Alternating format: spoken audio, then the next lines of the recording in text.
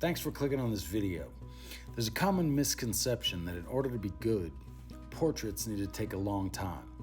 So today we're going to discuss the 7 secrets to draw fast and accurate portraits as we draw one of the most recognizable faces on planet Earth right now, Taylor Swift. So let's start the party.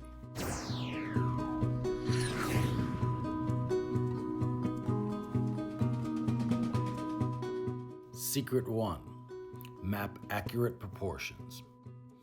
As you can see in my initial pencil sketch, it's very light because all we're trying to do at first is put the puzzle pieces in the right place in space.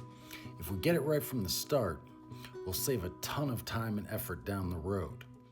We start with the overall shape of the negative space, or the silhouette of the face, hair, and shoulders. Then we draw the cheek, jawline, and neck within that silhouette. Next, we add a few simple lines to indicate where the shadows and the hair will be and frame the top of the face. And then we can add the unique feature proportions that will give our portrait individual character: the eyes, nose, and mouth. I could talk all day about how to draw proportions, so if you want a separate video that focuses specifically on that, let me know in the comments. But now that we have our proportions mapped out, the real fun is about to begin. Shh. Use Sharpies for shadows.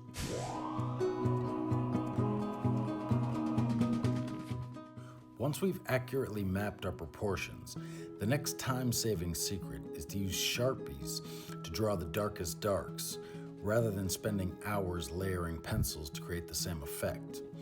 But in order for this technique to work, we need to be super confident that our proportions are correct. So make sure you don't skip step 1.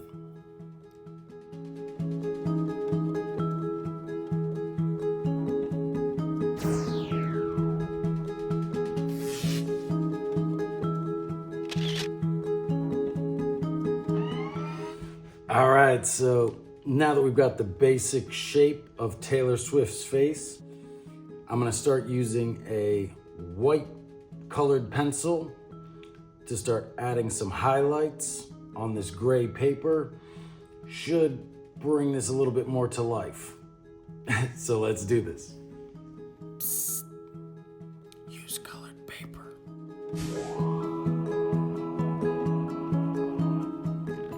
The next time-saving secret is to draw on colored paper. Using gray, brown, or any flesh-colored paper gives us the freedom to focus our attention on only the shadows and the highlights, and let the color of the paper serve as the midtones.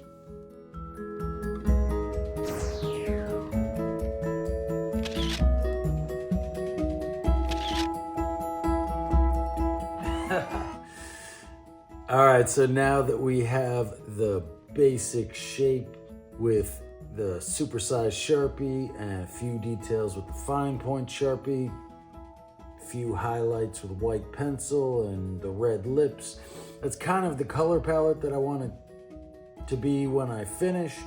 But now I'm gonna go back with the ultra fine point Sharpie, start adding a few more details, and hopefully give this a little bit more identity.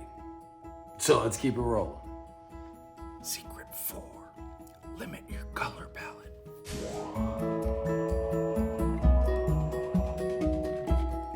The next time-saving secret is to limit our color palette before we start the portrait. This will save us tons of time by not continuously questioning our colors throughout the process. For Taylor Swift, I'm using black, white, gray, and red. The idea is, the fewer colors we use in our palette, the fewer decisions are required in the process, and the faster the process will be.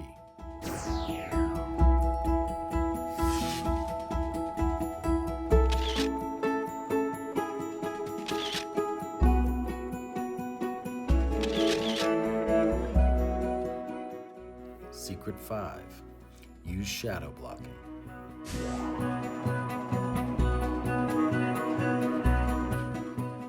By blocking in shadows with flat tones, especially around the jawline, neck, and cheekbones, we're able to quickly give our portrait volume and depth by suggesting form without needing to fully render every transition.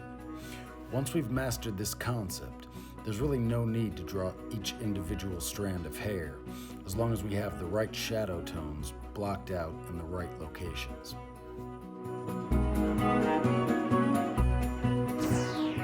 Alright, so now that I've got the dark areas mostly mapped out, I'm going to start using some pencils to hopefully bring this to life.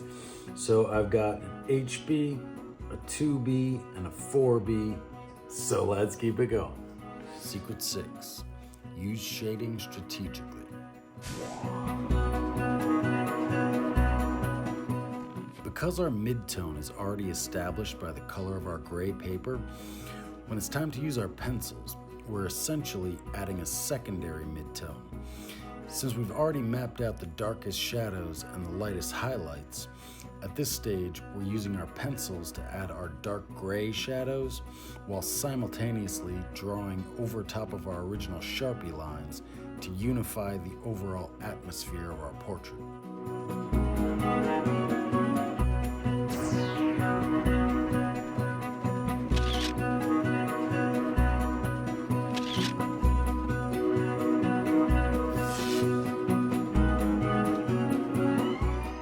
Alright, so now I'm going to use some paint pens, my favorite Sharpie creative markers, to see if I can create the illusion of lip gloss.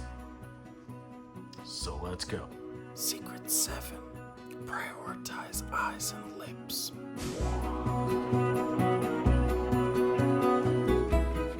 The next time-saving method is that by spending a little extra time on the most expressive features like the eyes and lips, we're able to lock in the individual likeness, as well as create a strong emotional anchor for viewers to recognize, without needing to be hyper-detailed everywhere else. When I think of Taylor Swift, I imagine bright red lipstick, which is why red is the only color I'm including in this otherwise black and white portrait.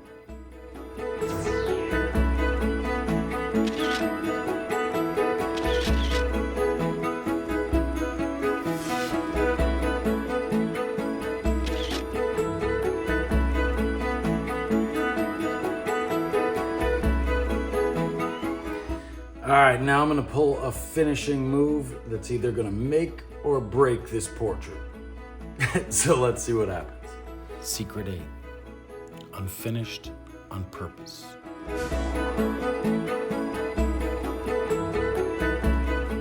Here's one more bonus time-saving secret.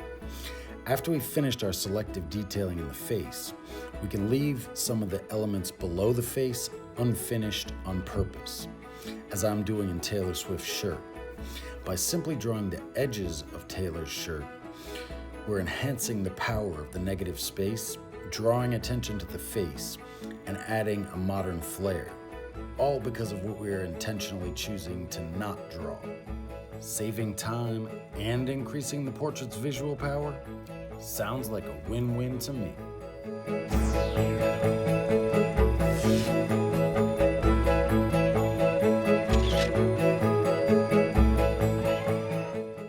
Alright, so there's our finished portrait of Taylor Swift. So make sure to check out all your other favorites in our celebrity portrait catalog. And as always, stay inspired.